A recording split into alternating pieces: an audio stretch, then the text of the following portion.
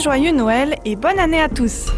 Aujourd'hui, je voudrais vous faire découvrir le travail extraordinaire qui se cache derrière une bande originale qui fait l'unanimité parmi ses connaisseurs. Commençons par un petit test. Si je vous joue le motif suivant.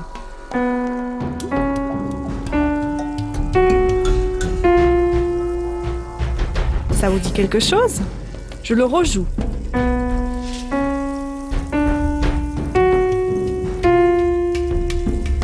L'avez-vous reconnu? Bon, allez, pour ceux qui auraient encore un doute, voici un deuxième motif issu de la même bande originale.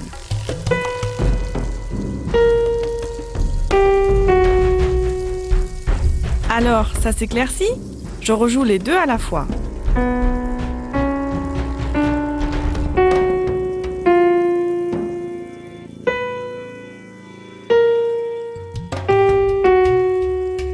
Vous l'avez deviné, il s'agit ici de deux motifs issus de la bande originale de Diablo et de Diablo 2. Jusque-là, rien de bien excitant. Mais saviez-vous aussi que ces deux motifs sont en fait des leitmotifs? Un leitmotiv est un terme utilisé dans la musique savante pour désigner, attention, une petite phrase ou formule musicale qui revient à plusieurs reprises à l'intérieur d'une composition. Et plus important encore, un leitmotiv sert aussi de fil conducteur musical et peut représenter une idée, une ambiance ou même un personnage. Le leitmotiv musical est un concept qui a été introduit et perfectionné par un célèbre compositeur du 19e siècle, Richard Wagner. Étonné? Sceptique? Voyons de plus près le travail de conception musicale qu'a fourni Matt Uelmen quand il a composé la bande originale de Diablo et de Diablo 2. Vous allez voir que ce travail ne s'arrête pas au leitmotiv. Réécoutons encore une fois les deux phrases musicales dont il sera question aujourd'hui. Appelons la première phrase motif 1 et la seconde motif 2 pour mieux les différencier.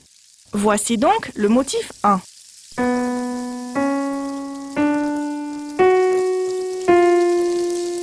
Et voici le motif 2.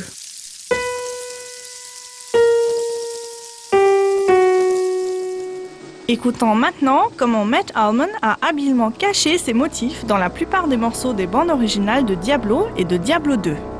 Le motif 1 apparaît dès le début de l'introduction de Diablo.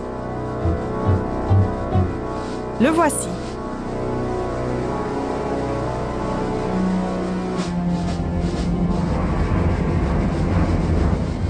On y trouve aussi le motif 2. Attention, le voici.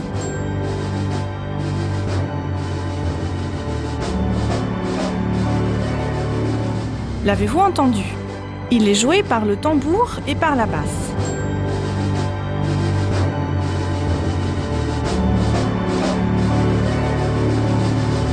Mais la véritable introduction du motif 1 se trouve dans le morceau suivant, la musique de Tristram.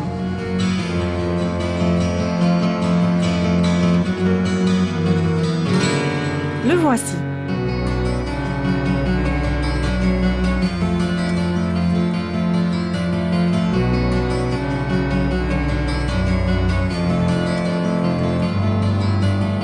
Mais on trouve également le motif 2 un peu plus tard dans le morceau.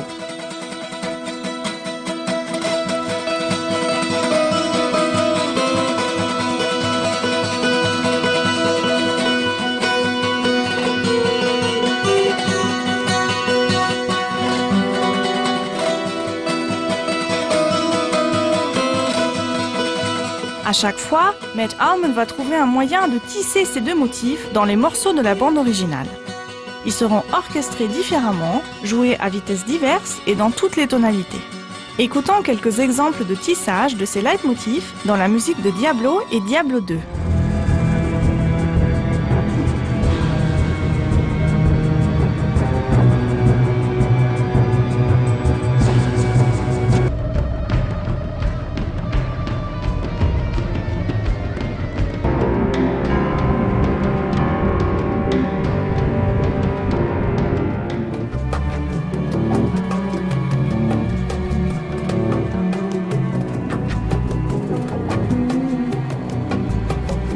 Ne vous découragez pas si vous ne les entendez pas toujours. Matt Uelmen aime bien les cacher.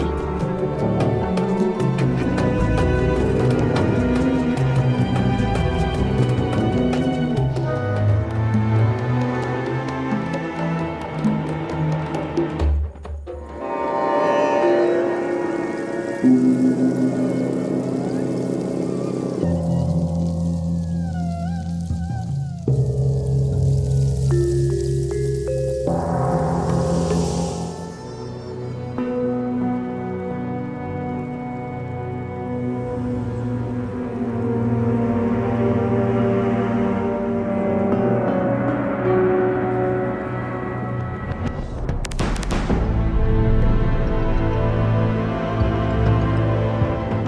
vous avez pu l'entendre, c'est un traitement de leitmotiv que Matt Uelmen donne à ces deux phrases musicales.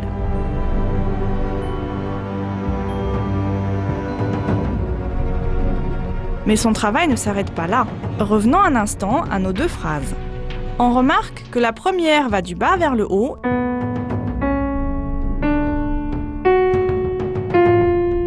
et la seconde du haut vers le bas.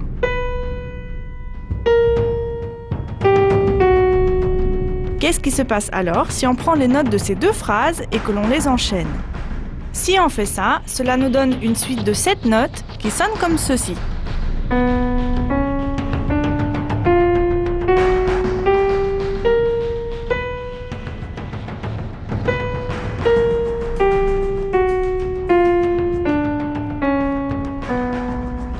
Ça sonne un peu comme une gamme, non? Eh bien, vous allez être étonné d'apprendre qu'il s'agit ici effectivement d'une gamme. C'est une gamme souvent employée dans la musique classique indienne. En Inde, il s'agit plus de cadres mélodiques que de gammes, mais c'est tout à fait comparable. Notre gamme s'appelle Mela Simhendra Madhyama. Le fait que Matt Uelmen ait choisi d'écrire ces deux leitmotifs dans une gamme indienne est la preuve d'un amour du détail extraordinaire.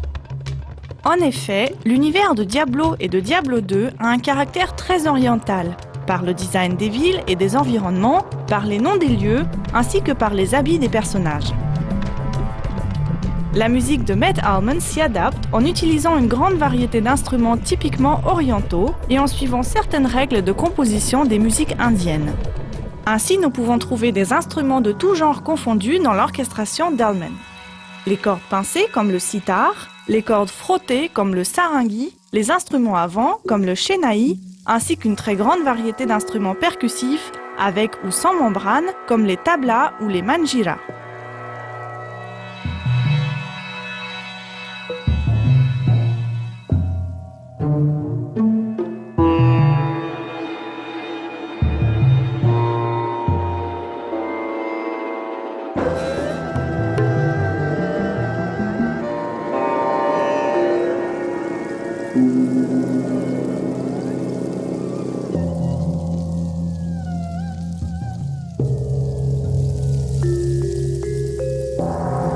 La voix joue également un rôle très important dans la musique orientale et Uelmen va aussi l'utiliser dans un morceau qui s'appelle justement Harem.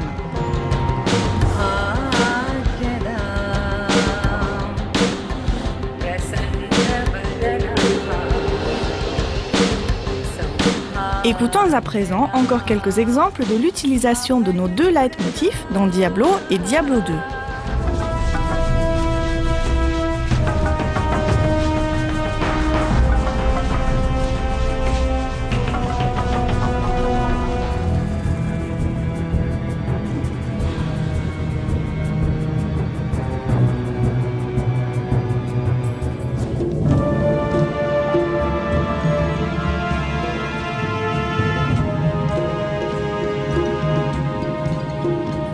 Je voudrais aussi vous parler de l'extension de Diablo 2, Lord of Destruction, dans laquelle on trouve quelque chose de tout à fait étonnant. Écoutons tout d'abord l'introduction de l'extension.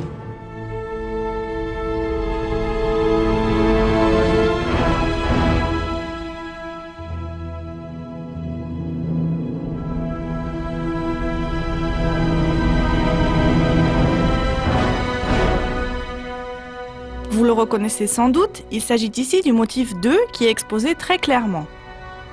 Si on continue à écouter, on va de nouveau trouver nos deux leitmotifs dans les différents morceaux, mais cette fois, aucun caractère oriental ni d'instrument indien. Au contraire, nous avons affaire à un très grand orchestre symphonique et les morceaux sont orchestrés de façon occidentale.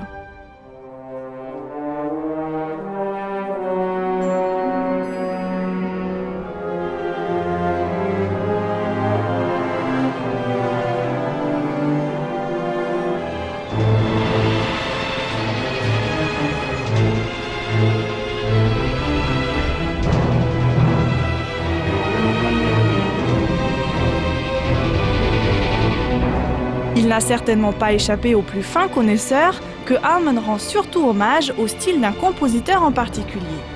De plus, il va carrément citer le compositeur note pour note à l'intérieur d'un morceau. Écoutez!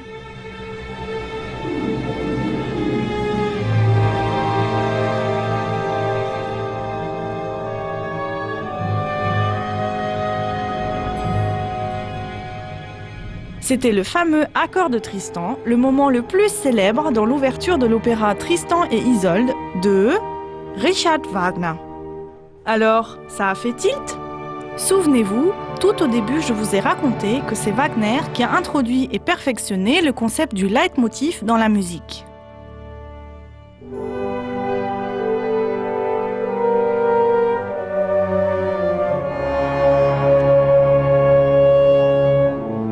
Met Allman a donc utilisé ce concept précisément avec la musique de Wagner comme inspiration et lui rend hommage en le citant dans la musique de Bâle. Réécoutons l'endroit en question.